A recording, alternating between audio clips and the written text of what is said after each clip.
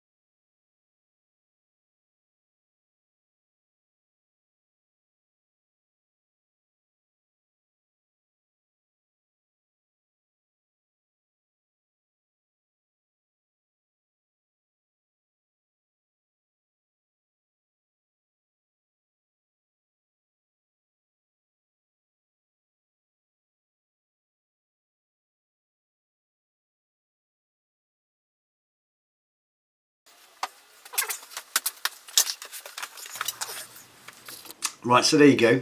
Penny's way of telling me it's time to come in. Right, let's show you what we've done. I think you might like that, a little bit easier to watch, and you can see there's a lot of faffing about in it. I mean, that really is what you could call faffing about.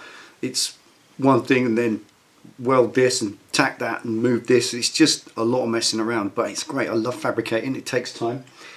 Let's show what it looks like. Here we go. Bring it down, shaky shake. Now there it is. Quite pleased with that. Seam welded that nicely. By no means is that properly seam welded, by no means, but it's joined all the way down with no gaps. That's nice and flat. Managed to radius these edges. You can look kind of a little bit better than they were. They're nice now, they feel nice without encroaching into where the tack welds are.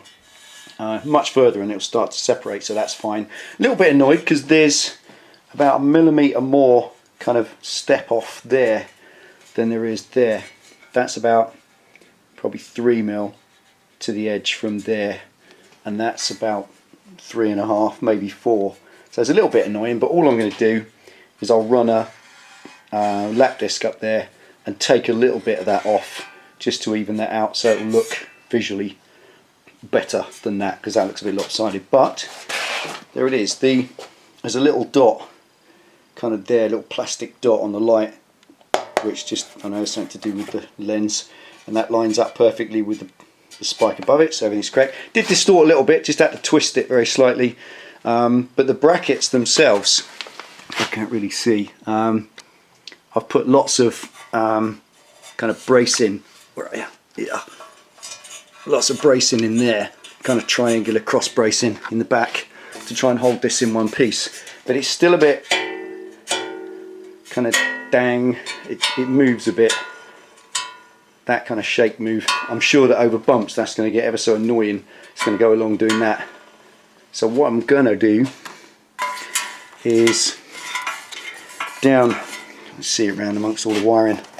The light's not plugged in at the minute, but in the top of this, where I'm put a tap in there, that's the actual neck of this bracket that goes against the frame. So I'm going to drill down through that neck and bring a straightforward post up to there, tack to there, so it'll brace it in the back, so that'll be absolutely rigid then, won't move anywhere. But there we are. Loads of you said transformerize. samurai mask, and I love all that, so keep it coming. It's brilliant. Started to take all the oily sheet metal stuff off now and get ready for paint. Can't think of much else. The next thing is going to be a little shelf in there. Going to get some cardboard, mirror that profile. I wasn't sure exactly what that profile was going to be until I got this on there. I didn't want these right out on the edge because that would look a bit kind of wrong. I wanted it in a bit, albeit equidistant, which it isn't, so I'll deal with that like I said. But once now I know that exact V angle, then I can make a piece of card in there, make a bracket, and then make a little shelf, a little curved shelf like that, sort of ellipse, which will hold a speedo of some kind, maybe a kind of bicycle one, and a couple of 3 idiot lights for this idiot. And there we go, that is next. So for now, that is it. I've had my orders to get in, coffee's here, so I'm off. Thanks for watching. Let's put you back up there. Now this is a new format of kind of speeding it up. I'm going to do a few of these on the projects because it keeps the video shorter hopefully and makes it a little bit easier to watch, because I know the projects are just about the progress. You just want to see what happens at the beginning and the end and what we've done in between. There isn't a lot of fun just watching it, and this has taken 2 hours. You've been watching 2 hours of footage overall. This would have been 3.5 hours at least if I'd been doing it in the way that we did the last video. So it's great for us, and for me.